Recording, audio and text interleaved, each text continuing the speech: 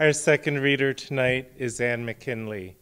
Anne received her BA from New College of Florida and her MA from the University of Florida. Fortunately for us, she has found her spiritual home here in the Twin Cities, even if the winters, even ones as mild as this, can prove challenging for a native Floridian. Anne has been a finalist and an honorable mention for the Mentor Series in the past, so it was a great pleasure to be able to call her last July to tell her that she had been chosen for the program by poetry mentors Leslie Adrian Miller and Tracy K. Smith. During our orientation, Anne talked about that process of applying year after year for the Mentor Series and gave one of the best comments about submitting work to the program that I've heard. She said, "Applying to this program is just what you do every spring. It's like when the Dairy Queen reopens. You just go." So we're so glad she did. Please welcome Anne McKinley.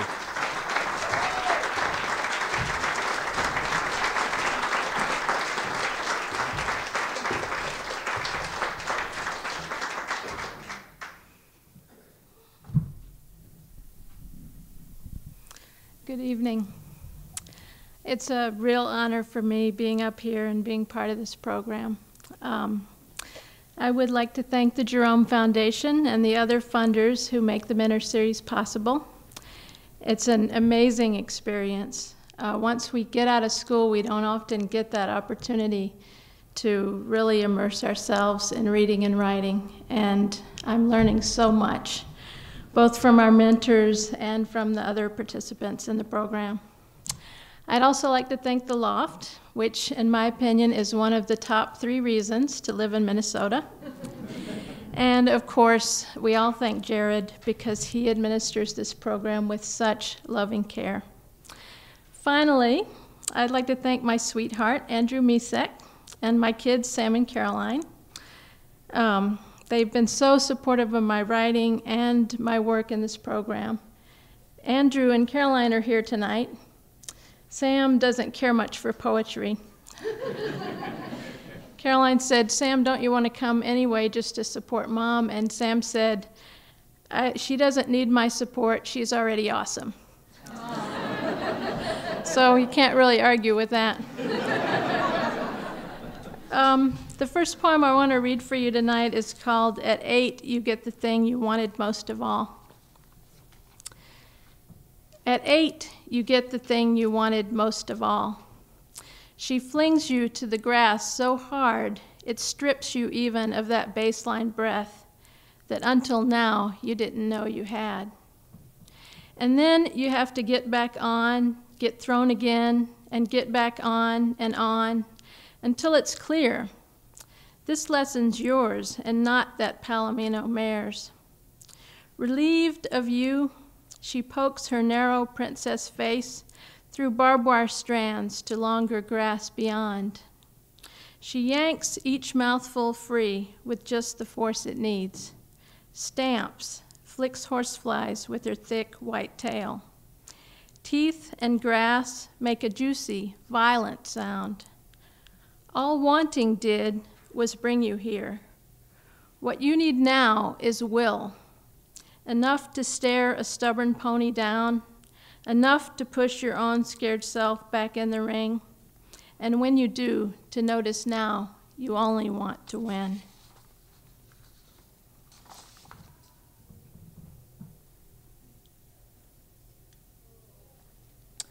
Lately, I've noticed myself thinking and writing a lot about fathers and a lot about work. And the 2 topics seem to be strangely connected.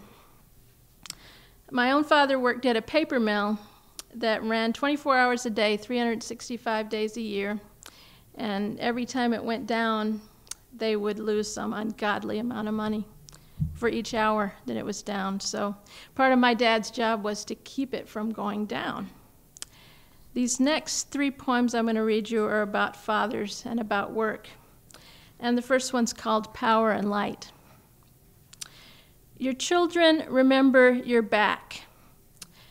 Bent over some machine or other, you were master of the 2-stroke, the 8-cylinder, the small electric. They pull these pictures out, palm them like the dimes you gave to God at early Mass, and pass them hand to hand. Dad behind the blower, waxer, mower. You trace a fine perimeter, then work slow circles all the way back in. At center, you straighten, cut the motor, silence like water rushing past your ears. Your children shrug. This is all they know, and this is what they have to tell. And this one's called In Your Work Dream. You are a preacher who writes his own gospel, and everybody believes it but you. You are a farmer who comes to the field grown golden, harvests, then sings the naked stalks to sleep. Downriver, the mill grinds wheat into flour, spins flax into wheat, pounds wood into dust. The mill is a hungry ghost. When its bowl goes empty, you have failed at your job.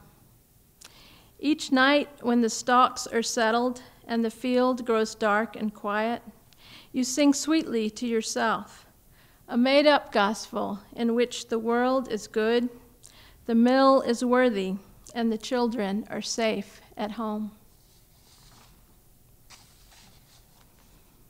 This one's called The World According to Scooby-Doo. That town was the butt of every AM DJ's joke, with its stink you didn't notice until you'd left and then come back. Your father brought it home with him, a mix of rotten eggs and pine. The smell of bread and butter is what your father said, or the smell of money, as if that wasn't clear enough. Outside the living room, a rusted antenna pulled the signal in from Jacksonville. You sat too close, studying the shades of gray you thought described a world apart from here. Your fingers comb the rug. You learned that wanting is a simple thing that has to do with money. A stack of bills, a bag of coins, a vain, long thought played out. Bad guys conjure monsters to make you give up the gold you didn't know you had. The mask stretches and makes a sucking sound before it pops and shows a monster's just a greedy man. Someone yells, "Run," and dust blooms behind your spinning feet. When he's at home, your father sleeps. You keep the volume low. Daphne seems so blonde. You realize now her hair has always been red. Observant girl, you learned to spot the clues. But you're sitting still too close, and your eyes flicker with reflected images long after you know how it ends.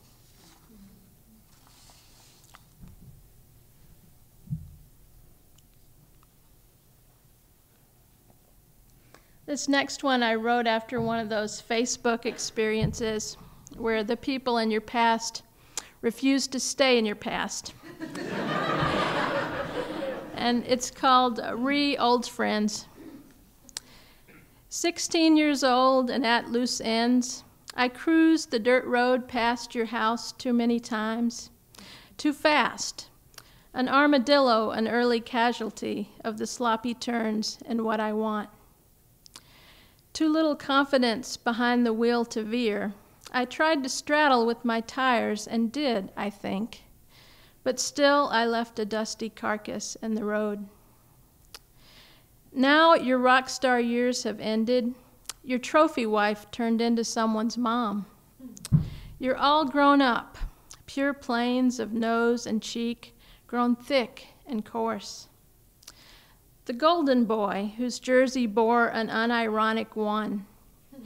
You left that Richard Hugo town, like me, with no look back. Today you want to talk. How good it was, how good you were, how smart, how fast, how strong. Where I live now, it's hot and dusty too. Last night, my hound and me sat sweating at the park and watched a mixed breed lab retrieve. Tongue flared and flapping, she overshot the ball and skidded through a turn, wood chips skipping from her puppy feet. She ran an endless out and back until her owner palmed the ball, refused to throw again. Then she sat and barked for more. I'd like to do my job like her. My white-tipped tail bouncing like a flag. All you see as I race the dusty woods, and when I stop, my own clear voice all you hear, singing through the heat. Ball, ball, ball.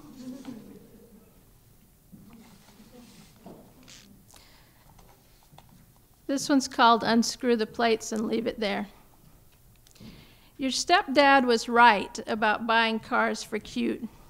It makes you hate him more. In a landscape without features, there's no need for roads to curve. It's all straight lines cutting through the flat. The corners they call townships. Fields of broken corn and blowing snow could go on forever.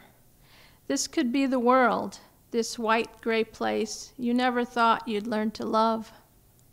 4 out of 5 girls want a wedding, not a marriage, but you were the 5th. You're not sorry, though. You got to change your name and leave that town that never loved you back.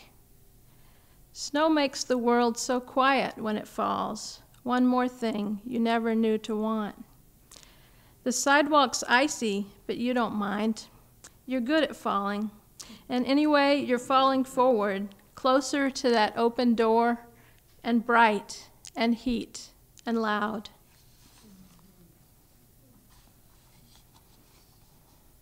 The title of this one is A Minor River in a Place We Used to Live. 6 times we crossed it, half high on sex, some other stuff, driving to that railroad bridge on something like a dare. You stepping tie to tie like you didn't even know how to fall. Me close behind, teeth pressed tight, trying not to look scared. Water the color rum should be, but isn't till you mix it up with Coke. Everything was something like a dare. Count on rivers to take the easy path, even when it's looping back. I really wasn't scared. Your liver swelled. We pissed fine luck away, ran out of dares to hook my gut, to lure me off the shore and make me say the things that can't be taken back. I start out all I want and end up at a lie. The river starts out dirty, picks up garbage as it goes. Scales glint silver through the brown. The fish, agar, is dead. The movement and the light, my own.